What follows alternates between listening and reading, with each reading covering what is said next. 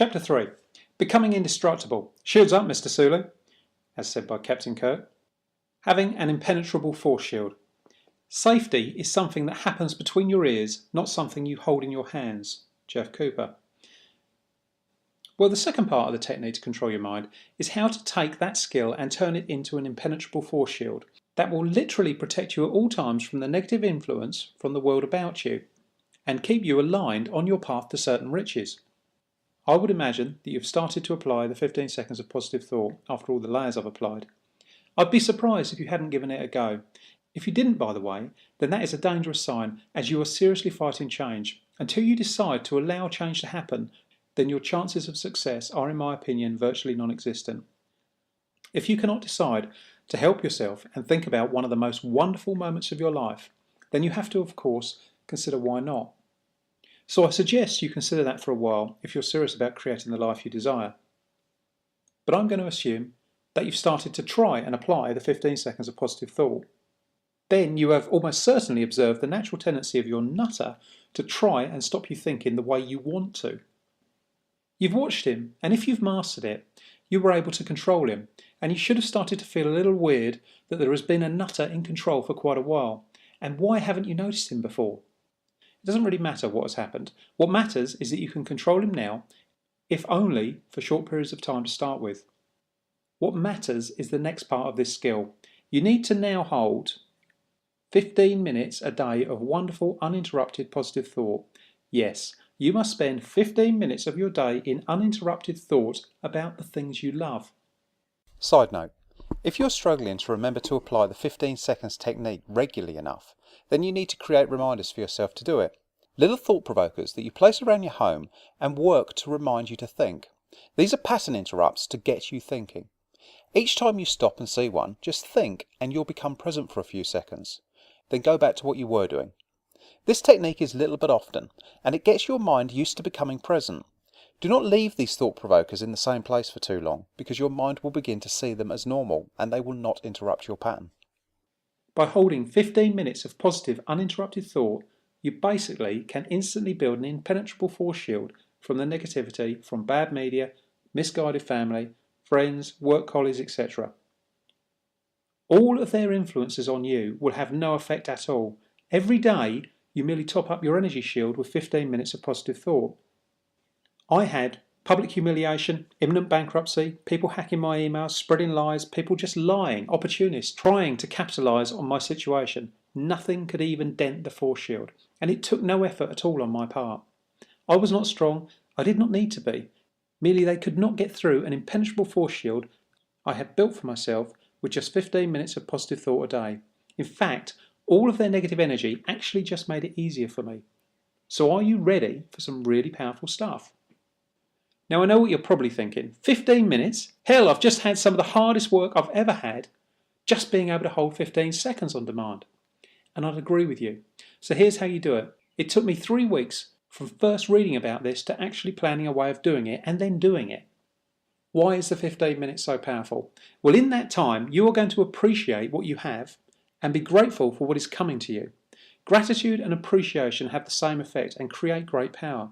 But more than that, thanks to the law of attraction, whatever we appreciate and are grateful for, we will get more of. So if you want more of something, or you want something you haven't got, then you just need to be grateful for it. More on this later. But firstly, you need to get a notepad, which I called my golden book. I started with a notepad, and then over Christmas I brought myself a blank hardback book. And I now write the most powerful things I find and want to apply into my life in there. I have a book like this for all of my interests. This one is just for my self-improvement. Okay, so now you have to brainstorm all of the things you have that you appreciate. And you should not have any trouble doing this if you have acquired the skill of holding 15 seconds of positive thought. What I realised was no matter how good any thought was, I couldn't think about it for 15 minutes. So I simply decided to write down enough wonderful experiences I've had and then think about them in turn. It easily takes 15 minutes to think about the 79 things I came up with. Since doing this, I could come up with 100 more easily. I often spend 20 to 25 minutes, or maybe much more, just reading my list of things I'm grateful for. This is also the beginning of a habit of gratitude. But if you're struggling to come up with enough you're grateful for, then that's not a problem. Here are a few of the ones I came up with for myself. Also, when I look back at the list, out of the 79 things, Not one of them was a material object. A lot of them came from the benefit of riches, though. They are the best moments in your life when we become present and grateful. They are your best moments in life. These are taken randomly from my list. Me taking David flying. When I took the children to Lapland and they saw Father Christmas. Sarah bouncing about with happiness after I returned home at the airport. When I let David chuck a paper aeroplane off the Eiffel Tower. When my dad told me he was so proud of me. Being grateful for the view from the Empire State Building. The feeling I get when I know I'm going to visit Las Vegas. The feeling I had when I got property to work. An afternoon at Goodwood Racecourse with friends. Seeing Sarah in front of the killer whale at SeaWorld. Seeing Alison happy. Relaxing in the sauna. Chatting in the sauna with David. I could go on and on. We all have little things to us that mean a lot. If for some reason you don't, then you're missing out and you need to get more into the now, which again will be coming up soon. So when you've written your list of wonderful things, you need to relax and read them to yourself. Maybe the next day there is no rush. After all, if you rush, then you merely attract more rushing into your life, and you don't want that. And besides, as you will find out later on, there really is no need to rush. So when you're ready, take your list and think about the items one at a time. Remember the feeling you had when they happened and feel it. Really feel it again. It is a feeling that is easy to remember and repeat. Enjoy it for a while, as long as you want, and when you feel good and you are ready, move to the next one, and so on. Some days I won't think about some much, and then others I'll think about them more. I think it takes me 20 to 25 minutes, but I have no idea, as time really doesn't exist when you're feeling good. Also, when you spend 20 to 25 minutes on it, then achieving 15 minutes requires no effort at all. I practice this daily for a few months, and now I look at it twice a month, or any time I feel the urge. I am grateful for all of the wonderful times and experiences I've had, so guess what? I'll be given more to be grateful for. One of the things in the list above hasn't happened yet, but I know it is a certainty, and I am grateful for it. I can imagine it happening without a doubt, and therefore it is a certainty. On my grateful list, there are several things that haven't happened yet, but I know they will, and I am grateful for them too. I am not attached to the outcome of it, I just know it is certain. It is the one about Sarah at SeaWorld. She has never been, but I see that happening, and so it will, without any force, without any effort. I have merely made it clear that I desire that to happen, and I am not attached to how it will happen, just that it will happen in the best way and at the right time. So how can I not be grateful for it? This is of course just skimming the surface.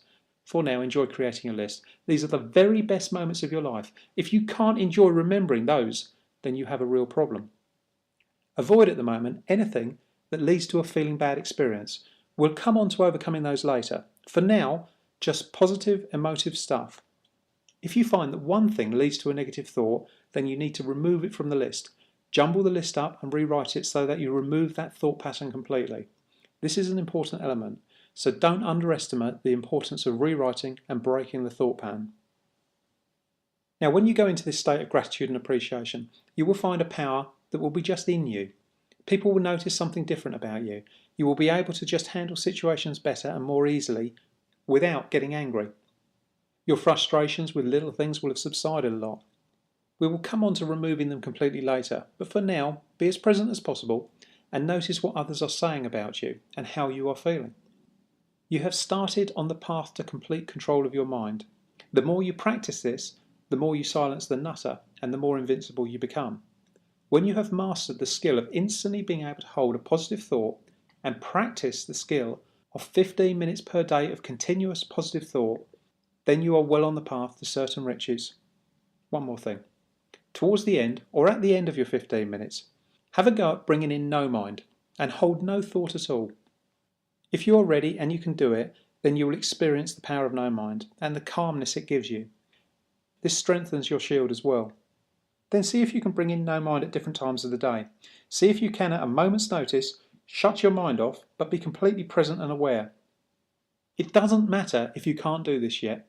You will be able to do it with more practice. Well, that's lesson 2. You now have a way to build an impenetrable force shield for use daily, and you have a way to regain control of your mind whenever you want to and hold 15 seconds of positive thought. You are also now fully aware that doing these things is the work that virtually all people shy away from, as it is the hardest work of all. You have now shone the light into the darkness, so you can banish it forever, if you choose to. So there you are. Regaining control of my mind was the foundation to how I started to turn it around. There is more to this, but I'm going to start to unravel a few of the background bits of noise first, so that when I share the rest with you, it will be much more powerful. Sometimes, with no mind, if I have a lot going on and I demand silence, I see myself inside my mind holding out my arms in a way that says halt. In my mind, I can see the thoughts wanting to rush forward, and I simply say no. At this point, the thoughts just become patient. I do not know what the thoughts are, I just know that they are there being patient, waiting for me to allow them to come in. They are like children who are getting unruly, and I just say no.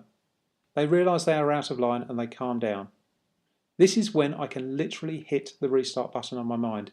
It can take as little as 1 to 4 seconds and my mind is completely clear and focused.